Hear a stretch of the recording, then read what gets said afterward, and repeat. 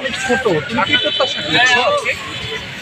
আজকে আমি প্রত্যাশা করছি যে আমি এখানে থাকবো, আর আমি যেহেতু এখানে আছি, আমি রাজনীতি করি, এই জন্য আমি এখানে এসেছো? আর আমি এখানে ইতিহাসের সাক্ষী হতে তুমি যে আসছো ছোট মানুষ, বাবা মা কিছু বলছে না?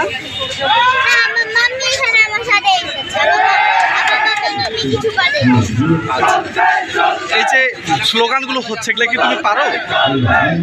এগুলা সবাই স্লোগান দিচ্ছে, আমি সবাই দু একটা স্লোগান বলো না, আবু সাইদ মৃত্যুর মতো।